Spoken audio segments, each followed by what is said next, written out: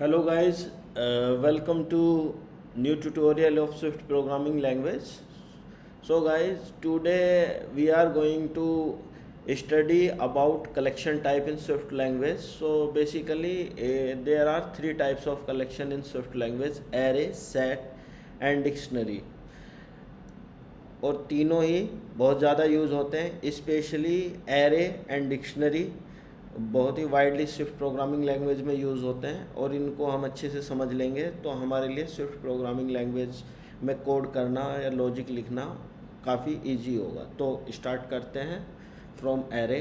तो guys array में हम लोग आज सीखने वाले हैं array definition, array type, sort and syntax, creating an empty array, creating an array with default value, creating an array by adding two array together, creating an array with an array literal, accessing and modifying an array, iterating over an array. So सबसे पहले हम शुरू करते हैं array definition से। तो basically array जो हमारा कलेक्शन होता है वो ऑर्डर्ड वैल्यूज़ का कलेक्शन होता है और सिमिलर टाइप की डुप्लीकेट वैल्यूज़ एक एरे के अंदर हो सकती हैं। एरे में सिर्फ एक कंडीशन होती है कि उसमें जो वैल्यूज़ होती हैं वो एक टाइप की होंगी। लाइक अगर इंटीजर एरे है तो उसके अंदर हम केवल इंटीजर टाइप के ही डेटा को सेव कर सकते हैं, और अगर स्ट्रिंग है तो स्ट्रिंग कर सकते हैं। स्ट्रिंग में अगर हमने डिफ़ाइन किया है कि एरे स्ट्रिंग टाइप का तो उसमें हम इंटीजर टाइप का नहीं वैल्यू असाइन कर सकते, और अगर इंटीजर टाइप का है तो उसमें स्ट्रिंग टाइप की वैल्यू असाइन नहीं कर सकते। तो एरे भी जैसे कि हम जानते हैं कि लेट और वेर के थ्रू वेरिएबल हमने क्रिएट करना सीखा, तो सेम वैसे ही एरे के लिए भी लेट और वेर हम यूज़ करते हैं। तो वेर टाइप के हमारे एरे होते हैं उनमें हम वैल्यूज़ को डिलीट कर सकते हैं, ऐड कर सकते हैं और किसी पर्टिकुलर वैल्यू को इनसाइड एरे अपडेट कर सकते हैं। तो जो अब नेक्स्ट पॉइंट है array type, sort and syntax. तो जैसा कि आप एग्जांपल में देख सकते हैं यहाँ पे जो एरे का सिंटैक्स होता है एरे एंड ब्रैकेट एलिमेंट्स, और हम इसका एक शॉर्ट एंड सिंटैक्स होता है जो कि हम यूज़ करते हैं array bracket element, second one आप देख सकते हैं। तो ये ही मेजरली हम लोग यूज़ करते हैं सिंटैक्स। और क्रिएटिंग एन एम्प्टी एरे और ये क्रिएटिंग विद डिफ़ॉल्ट, ये सब चीज़ें हम वाया एग्जांपल इनको अभी देखने वाले हैं। तो चलो हम लोग चलते हैं एक्स कोड के अंदर और वहाँ पे देखते हैं। तो गाइस जैसा कि आप देख सकते हैं यहाँ पे मैंने कुछ प्रोग्राम्स लिखे हुए हैं और हर पॉइंट को कवर किया है जो भी हमने अपनी स्लाइड्स में अभी डिस्कस किया। तो फर्स्ट वन जो हमारा पहला पॉइंट है क्रिएटिंग एन एम्प्टी एरे। तो गाइस आप एक एम्प्टी एरे क्रिएट कर सकते हैं यूजिंग एरे का जो इनिशियलाइजर सिंटैक्स होता है वेर सम इंट, और यहाँ पे हमने जो एरे का टाइप है कि वो इंटीजर टाइप का होगा वो डिफ़ाइन किया, और ये एम्प्टी ब्रैकेट हम इसको असाइन कर देते हैं। तो इस तरीके से हम एक एम्प्टी एरे क्रिएट कर सकते हैं। अगर हम at the time of declaration value भी असाइन करते हैं तो हमें टाइप देने की आवश्यकता नहीं होती है, और हम दे भी सकते हैं टाइप यहाँ पे। तो इस केस में ये ऑप्शनल हो जाता है। लेकिन अगर हम वैल्यू इनिशियलाइज नहीं कर रहे हैं, एक एम्प्टी एरे क्रिएट कर रहे हैं, तो उस केस में हमें एरे का टाइप बताना ज़रूरी होता है। ठीक है गाइज। तो जैसे कि अभी मैं इसको यहाँ प्रिंट करा के देखूँ, तो जैसे कि ये एक एम्प्टी एरे है, तो इस एम्प्टी एरे में अभी कोई वैल्यू नहीं है, तो इसका काउंट जो है वो 0 होगा। Right, one moment please. तो अभी ये रन हो रहा है कलेक्शन हमारा। तो इसके बाद हम देखेंगे, देखिएगा तो ये एम्प्टी एरे हमारा प्रिंट हुआ है। यहाँ पे आप देखते हो ये जो सिंटैक्स है ये रहा, sum ends is of type integer with 0 items. Okay, तो ओके हम सेकंड एग्जांपल देखते हैं आफ्टर एडिंग अ वैल्यू। तो किसी भी एरे में हम वैल्यू ऐड करना चाहें तो इस तरीके से कर सकते हैं। अपेंड फंक्शन होता है और अपेंड से जो है वो हमारी वैल्यू अपेंड हो जाती है किसी भी पर्टिकुलर एरे में। जैसे कि अभी मैंने सम इंट में यहाँ पे 3 अपेंड किया है, तो अब मेरे एरे के अंदर जो है वो 3 जो है वो वैल्यू आ गई है और इसका काउंट जो हो जाएगा अभी 1 हो जाएगा। और जैसे अभी हम यहाँ पे प्रिंट करा के देख सकते हैं इसका काउंट, ठीक है। अभी आप देखिएगा, तो अभी मैं इसको रन कर देता हूँ फिर से, तो आप देख सकते हैं ये एरे के अंदर जो मेरी वैल्यू है अभी 3 है और जो इसका काउंट हमने किया है वो प्रिंट हुआ है 1, क्योंकि इसके अंदर 1 आइटम है। और अगर मैं अभी इसके अंदर फिर से, और हाँ एक पॉइंट कि कोई एरे हम क्रिएट करते हैं तो उसमें वैल्यू अपेंड करते हैं, और अगर हम उस एरे को वापस से फिर से एम्प्टी करना चाहते हैं तो हम सिंपली ये सिंटैक्स यूज़ कर सकते हैं जो हमारे एम्प्टी ब्रैकेट्स हैं, और इसके बाद उसमें जो भी वैल्यूज़ होंगी वो सब इरेज हो जाएंगी और हमारा एरे जो है अगेन एम्प्टी हो जाएगा गाइज। अभी देखते हैं, देखो इसको प्रिंट कराएंगे तो यहाँ पे जो इसका काउंट है वापस से 0 हो गया, और जो कि आप देख रहे हैं एरे के अंदर जो हमारा 3 था वो भी हट चुका है, ठीक है गाइज। तो ये था हमारा first point, creating an empty array, adding value and also like reassign empty array, ठीक है।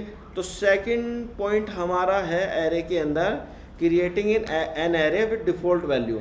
तो हम एक एरे को डिफ़ॉल्ट वैल्यू के साथ भी क्रिएट कर सकते हैं। तो यहाँ पे मैंने एक एग्जांपल डिक्लेयर किया है 3 डबल्स, और उसके अंदर मैंने क्या किया है कि जो 3 है 3 काउंट इसमें दिया है और जो रिपीटिंग है 0.00 ये वैल्यू मैंने इसको असाइन किया है। तो अब जो हमारे 3 डबल एरे है इसके अंदर रिपीटिंग का मतलब ये है कि सेम वैल्यू रिपीट करनी है, और कितनी बार करनी है, 3 टाइम्स करनी है। तो ये मेरा डबल टाइप का एरे हो गया। तो इसमें जो अब मेरी वैल्यू होंगी वो 00,00,0.0।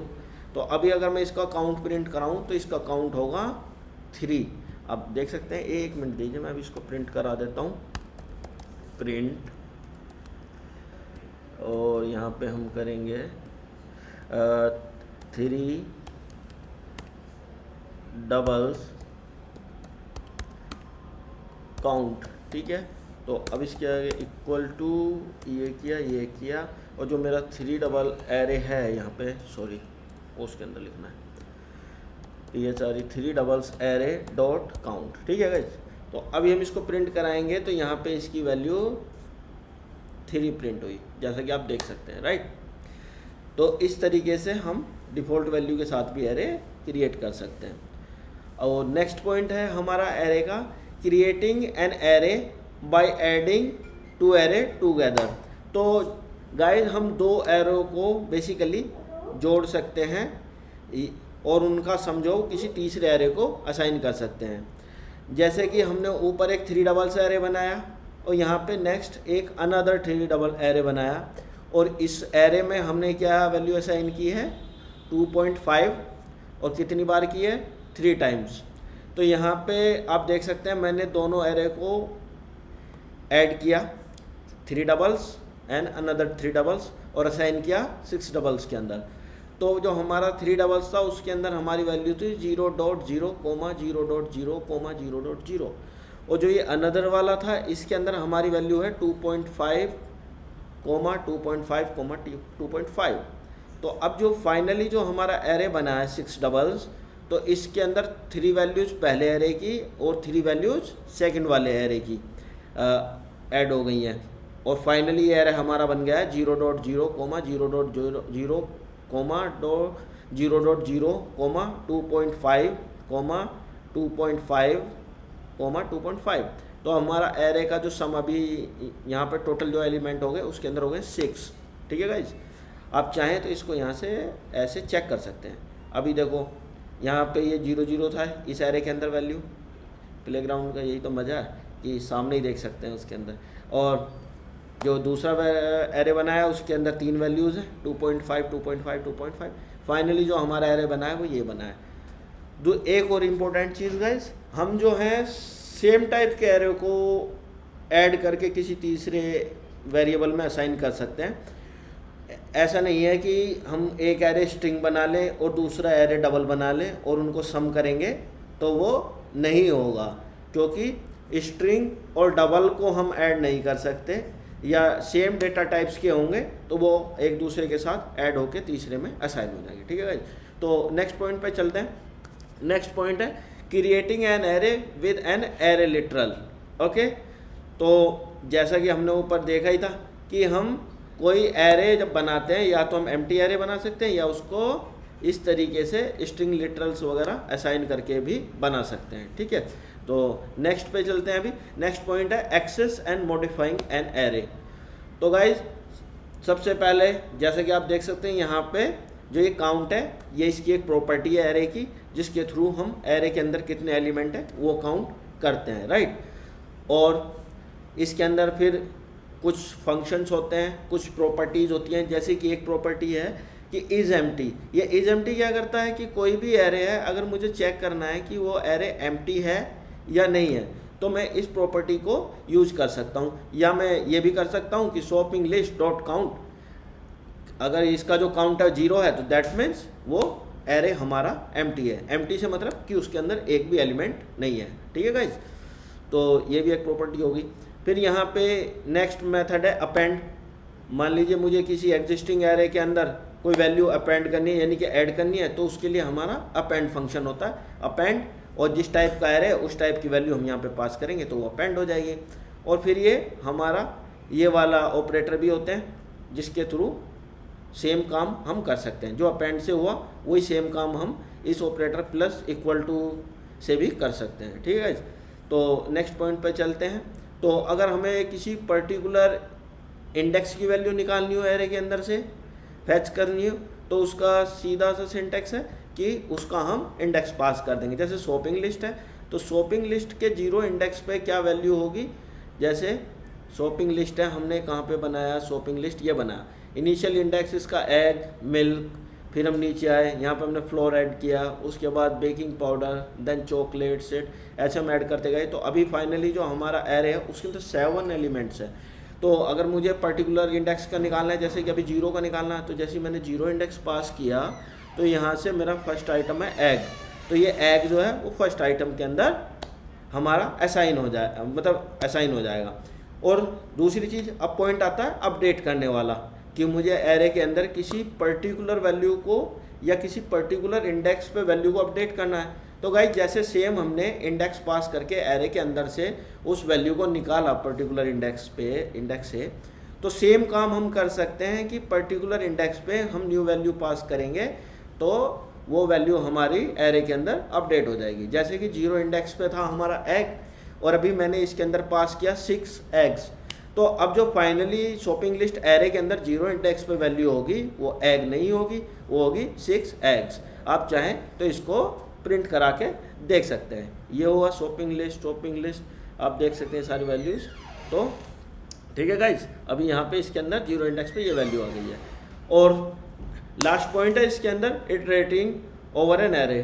तो एरे के अंदर से हम लूप के थ्रू वैल्यू कैसे निकाल सकते हैं, तो उसके लिए हमारे पास स्विफ्ट में बहुत ही सिंपल एक फॉर ईच लूप होता है जिसके थ्रू हम यहाँ पे अपना एरे पास करते हैं और इस वेरिएबल के अंदर पर्टिकुलर इंडेक्स की मान लीजिए ये चलेगा 0 से, और जब तक एरे के अंदर एलिमेंट होंगे ये चलता रहेगा। तो इसमें हमें काउंट या कंडीशन वगैरह की टेंशन लेने की ज़रूरत नहीं होती और ये काफ़ी फास्ट होता है। तो हम इसी को यूज़ करते हैं अपनी प्रोग्रामिंग में।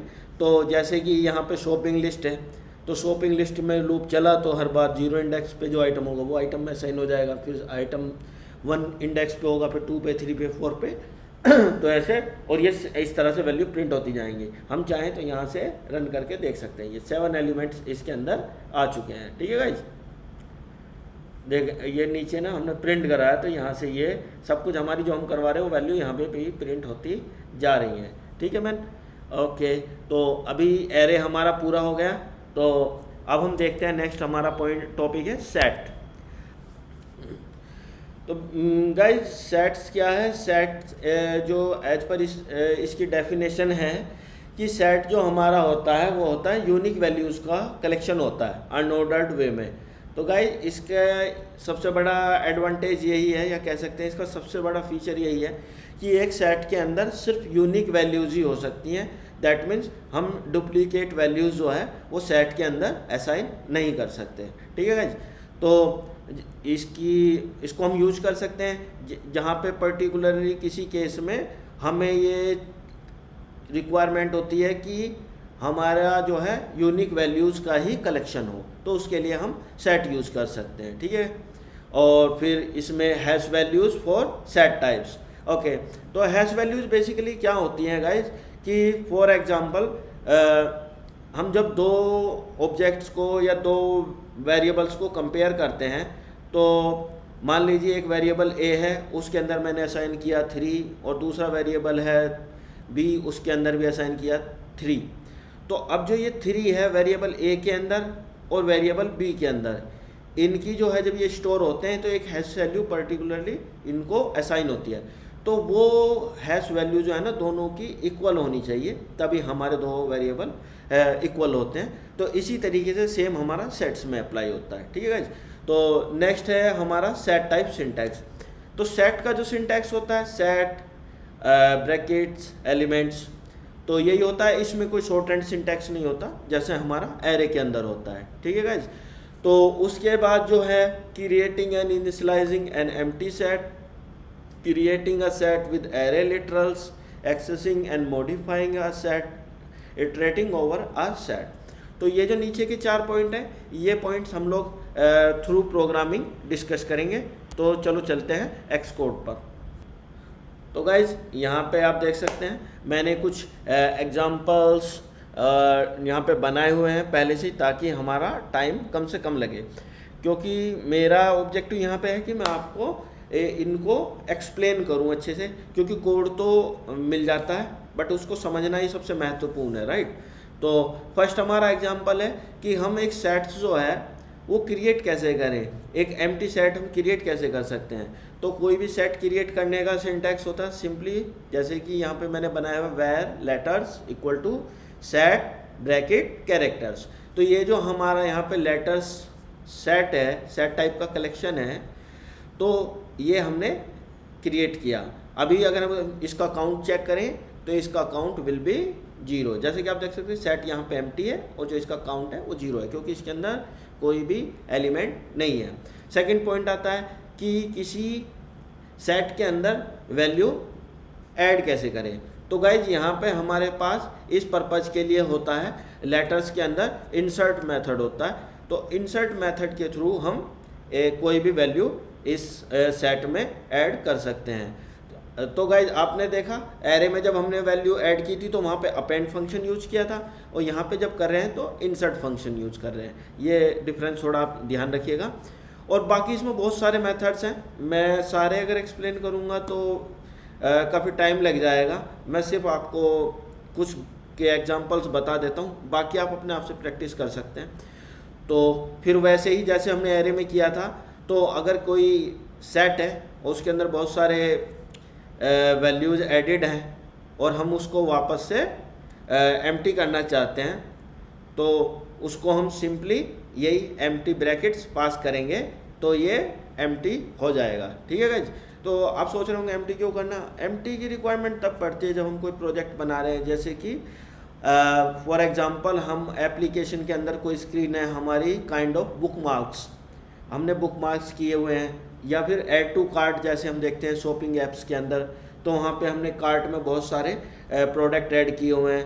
तो हम उनको अपनी एप्लीकेशन के अंदर या तो एरे में ऐड करके रखते हैं या किसी और चीज़ में टेम्परेरी अगर हम उसको कर रहे हैं, तो पहले हम एरे में या सेट्स में या डिक्शनरी में किसी में ऐड करते हैं, और अगर हमें उसको रिटेन करने की ज़रूरत होती है तो फिर हम उसको हम सिस्टम स्टोरेज में भी कर सकते हैं या किसी particular database like code data उन सब में भी करते हैं, तो वापस आ जाते हैं इसी पे। तो फिर होता है कि अगर यूज़र रिमूव ऑल कर देता है, लाइक बुक मार्क्स भी रिमूव ऑल कर देता है, या कार्ट में जो आइटम ऐड्स हुए उनको रिमूव ऑल कर देता है, तो उसके लिए सिंपली हम फंक्शन बनाते हैं, उस फंक्शन के क्लिक पे उस पर्टिकुलर एरे सेट या डिक्शनरी को एम्प्टी असाइन कर देते हैं। तो जो भी उसके अंदर स्टोर डेटा होता है वो सब हमारा क्लियर हो जाता है, और हमारा एरे सेट या जो भी डिक्शनरी होती है वो क्लियर हो जाती है, राइट, ठीक है। डिक्शनरी का थोड़ा तभी देखेंगे जब हम अभी डिक्शनरी स्टडी करेंगे कि उसको एम्प्टी कैसे करते हैं। तो नेक्स्ट पॉइंट पर आते हैं कि creating a set with array literals. तो हम सेट्स कैसे बना सकते हैं एरे लिटरल्स के थ्रू।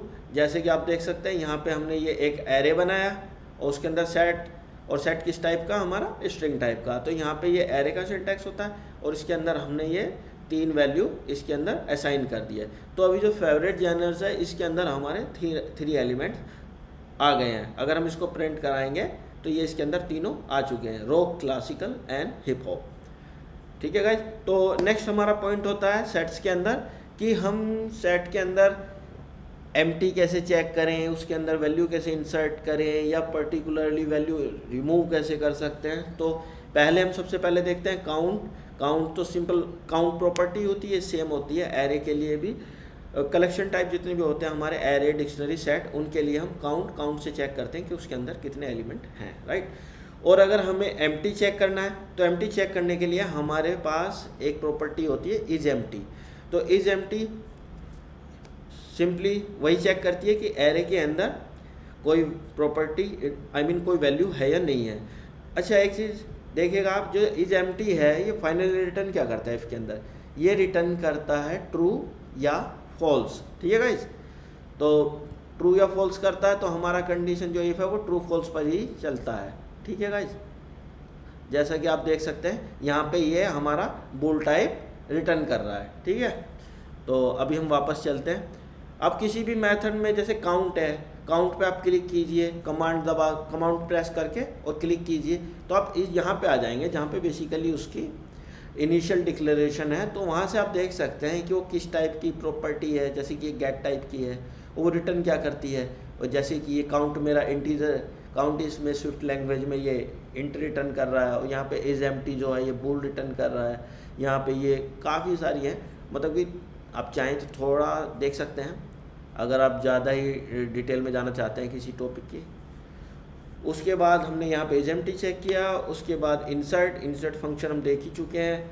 ओके, अगर हम कोई वैल्यू रिमूव करना चाहते हैं सेट्स के अंदर से, तो हम उस पर्टिकुलर वैल्यू को यहाँ से रिमूव कर सकते हैं। ठीक है। और एक चीज़ और, अगर हम चाहें कि भाई चेक करना चाहते हैं कि किसी एरे या सेट्स या किसी के अंदर वो वैल्यू एग्जिस्ट करती है नहीं, तो उसके लिए हमारे पास इसमें स्विफ्ट लैंग्वेज प्रोवाइड कराती है कंटेन्स फंक्शन।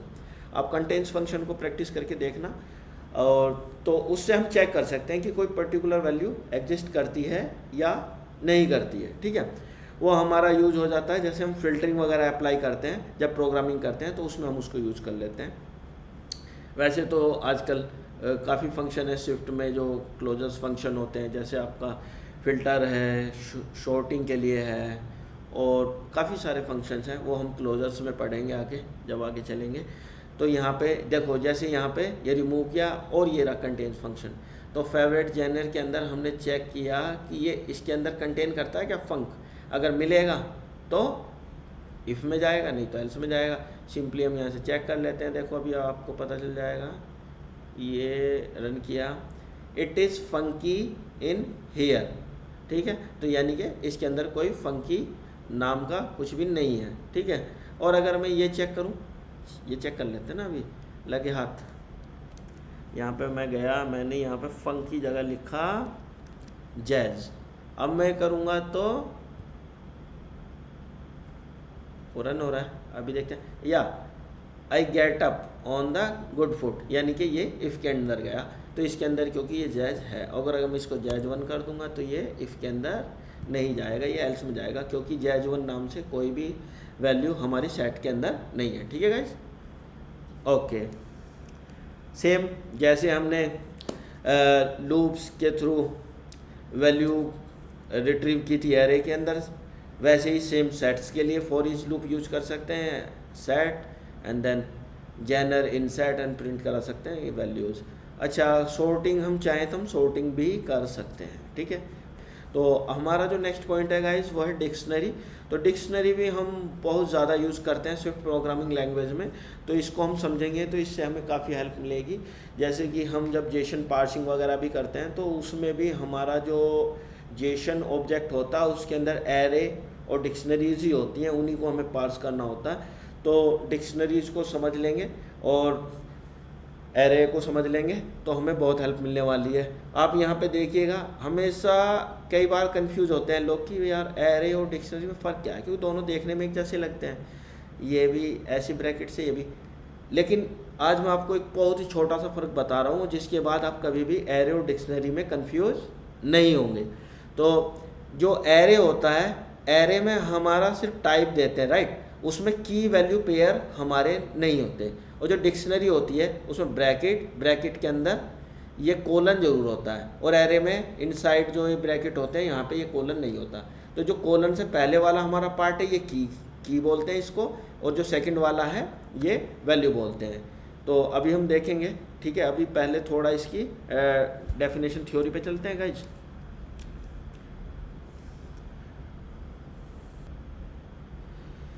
तो गाइज डिक्शनरी में हम लोग आज स्टडी करने वाले हैं dictionary definition, dictionary type, sort and syntax, creating an empty dictionary, creating a dictionary with dictionary literals, accessing and modifying dictionary, iterating over a dictionary। Guys तो dictionary basically क्या होता है, डिक्शनरी भी हमारी एरे की तरह एक कलेक्शन होता है अनऑर्डर्ड वैल्यूज़ का एंड की वैल्यूज़ का पेयर होता है। बेसिकली वहाँ पे सिंगल वैल्यू होती है, यहाँ पे की वैल्यू का पेयर होता है, उसका कलेक्शन होता है, ठीक है। तो इसका जो सिंटैक्स होता है, जैसा कि मैंने आपको कोड में भी दिखाया, सिंटैक्स होता है जैसे कि एग्जांपल देख सकते हैं, की कोलन वैल्यूज़, और अगर सेकंड होगी तो यहाँ पे एक कोमा लगेगा, फिर से की वैल्यू, फिर कोमा की वैल्यू, इसी तरह से हमारी डिक्शनरी रिपीट होती जाती है, ठीक है गाइज। तो चलते हैं वापस एक्स कोड में और समझते हैं इसको एग्जाम्पल के थ्रू। तो गाइज यहाँ पर भी हम सबसे पहले देखेंगे कि एक हम एम्प्टी डिक्शनरी कैसे बना सकते हैं। तो एम्प्टी डिक्शनरी बनाने का सिंपल सिंटैक्स होता है, जैसे कि आप देख सकते हैं, नेम्स ऑफ इंटीजर टाइप की मैंने यहाँ पे डिक्शनरी एक बनाई है। तो इसमें जो की है, की टाइप हमारा इंटीजर होगा और जो वैल्यू टाइप है ये स्ट्रिंग होगी, और इस तरीके से ये एम्प्टी, ये डिक्शनरी ब्रैकेट से असाइन करते हैं तो एक एम्प्टी स्ट्रिंग बन जाती है, ओके। तो नेक्स्ट हम देखते हैं, जैसे कि हमने एरे में पर्टिकुलरली वैल्यू असाइन कर दी थी, तो यहाँ पे भी हम कर सकते हैं, ठीक है। तो वैल्यू असाइन की, उसके बाद फिर ये एम्प्टी असाइन कर दिया, ठीक है, और ये हमारी एम्प्टी डिक्शनरी बन गई। और नेक्स्ट पॉइंट आते हैं, creating a dictionary with dictionary literals, मतलब कि हम डिक्शनरी लिटरल्स के थ्रू भी, जैसे हमने सेट्स और एरे बनाया वैसे ही हम डिक्शनरी भी क्रिएट कर सकते हैं, ठीक है। तो आप यहाँ पे देख सकते हैं बिल्कुल एग्जैक्टली किस तरीके से हमारा की वैल्यू पेयर डिक्शनरी में हम बनाते हैं। तो ये एक पेयर है और सेकंड वाला अनसिलेक्टेड पेयर जो है ये सेकंड पेयर है। तो जो फर्स्ट है इसमें आप देख सकते हैं XYZ जो हमारी की है, और जो टोरंटो पियर्सन है ये इस की वैल्यू है। तो हम इसमें जो भी वैल्यू फैच करना चाहें वो की हेल्प से कर सकते हैं या अपडेट कर सकते हैं की हेल्प से। तो एरे में और डिक्शनरी में ये डिफरेंस आप समझ सकते हैं, यहाँ पे डिक्शनरी में की वैल्यू पेयर होता है, ठीक है। और ये क्वेश्चन कई बार इंटरव्यूज़ में पूछा जाता है, लेकिन जो न्यू भी होते हैं, जो न्यू डेवलपर होते हैं, वो समटाइम कंफ्यूज हो जाते हैं कि एरे और डिक्शनरी के सिंटैक्स के बीच में, ठीक है। तो ये आप थोड़ा ध्यान रखिएगा। तो नेक्स्ट हम चलते हैं accessing and modifying a dictionary. तो सेम डिक्शनरी के लिए भी काउंट प्रॉपर्टी होती है, जिसके थ्रू हम किसी पर्टिकुलर डिक्शनरी के अंदर कितने एलिमेंट है वो काउंट कर सकते हैं। और यहाँ पे अगर हमें चेक करना है किसी डिक्शनरी को कि वो एम्प्टी है या उसके अंदर एलिमेंट है, तो सेम इज एम्प्टी प्रॉपर्टी होती है, उसके थ्रू हम चेक कर सकते हैं। नेक्स्ट जैसे कि आप देख सकते हैं एयरपोर्ट LHR की के अंदर असाइन कर दिया लंदन, और जो LHR की के अंदर फिर लंदन है थ्रो कर दिया है। तो इनिशियली जब हमने किया तो इसकी के लिए ये वैल्यू असाइन हुई, वापस से जब मैंने की तो ये वैल्यू अपडेट हो गई, अब इसमें ये वैल्यू हो गई LHR के अंदर। एलिमेंट हमारे 3 रहेंगे, हम प्रिंट करा के देख सकते हैं। यहाँ पे अभी ये रन हो रहा है, अभी प्रिंट हो जाएगा। तो देखिएगा आप, यहाँ पे लंदन था LHR की के लिए, और यहाँ पे लंदन है शो हो गया। और किसी डिक्शनरी के अंदर हम कोई वैल्यू अपडेट करना चाहते हैं तो सेम यहाँ पे जो हमारा सारा काम चलता है वो चलता है की से। तो जैसे कि ये एयरपोर्ट हमारी एक डिक्शनरी है, तो अपडेट वैल्यू फॉर की, तो यहाँ पे हम जिस भी पर्टिकुलर की के लिए अपडेट करना चाहते हैं उस की का नाम देंगे और यहाँ पे ये वैल्यू देंगे। तो ये सिंटैक्स होता है, ठीक है गाइस। और ये प्रिंट हो गया। उसके बाद हम पर्टिकुलर वैल्यू अगर रिमूव करना चाहें तो उसके लिए भी रिमूव वैल्यू फॉर की, तो यहाँ पे रिमूव, अपडेट, फैच सब कुछ हमारा हम की के थ्रू करते हैं डिक्शनरी में, ठीक है गाइज। तो सेम जैसे कि हमने एरे के अंदर से लूप चला के वैल्यू रिट्रीव की, तो वैसे ही डिक्शनरी के अंदर भी फॉर ईच लूप हम यूज कर सकते हैं। और यहाँ पर जैसे कि आप देख रहे हैं एयरपोर्ट कोड और एयरपोर्ट नेम एयरपोर्ट्स के अंदर, तो जो है क्योंकि हमारी डिक्शनरी में की वैल्यू पेयर होते हैं, तो जो फर्स्ट वाला है इसके अंदर हमारी हर इंडेक्स पे, इसमें भी इंडेक्स होते हैं ना 0 1 2 3 4, तो पर्टिकुलर इंडेक्स पे की वैल्यू का पेयर असाइन होता है। तो जो एक इंडेक्स पे की होगी और वैल्यू होगी वो हमने अलग अलग वेरिएबल के अंदर असाइन कर दिए और उसके बाद इसको लूप को चला दिया। तो हम यहाँ पे प्रिंट करा के देख सकते हैं, अभी देखिएगा ये रहा। तो हमारा एयरपोर्ट कोड जो था YYZ और उसके अंदर टोरंटो पियर्सन, और जो LHR था उसके अंदर हमारी की है जो यहाँ पे प्रिंट हुई, और जो वैल्यू है उसकी की वो लंदन हेथ्रो यहाँ पे प्रिंट हुई। तो गाइस होपफुली आपको इस ट्यूटोरियल में काफ़ी नॉलेज मिली होगी, और मैंने अभी काफ़ी हद तक एक्सप्लेन कर दिया है। और इसके बाद भी अगर गाइस आपको कहीं पे कोई कंफ्यूजन है और कुछ भी डाउट है तो आप इस वीडियो में कमेंट कर सकते हैं, एंड मैं वहाँ पे आपको रिप्लाई कर दूंगा और एक्सप्लेन कर दूंगा, तो कोई टेंशन लेने वाली बात नहीं है, ठीक है। आप प्रैक्टिस कीजिए इनको, और ये काफ़ी इम्पोर्टेंट चीज़ है कि किसी भी प्रोग्रामिंग में आपके जो कलेक्शंस होते हैं या लूपिंग्स होती हैं ये सारी बहुत ही इम्पोर्टेंट होती है। तो नेक्स्ट जो हमारा ट्यूटोरियल होगा वो लूपिंग के लिए होगा, तो बने रहें। और अगर आपको ये वीडियो अच्छी लगती है तो प्लीज़ इस वीडियो को लाइक और सब्सक्राइब करें, and thank you so much for watching. Bye bye.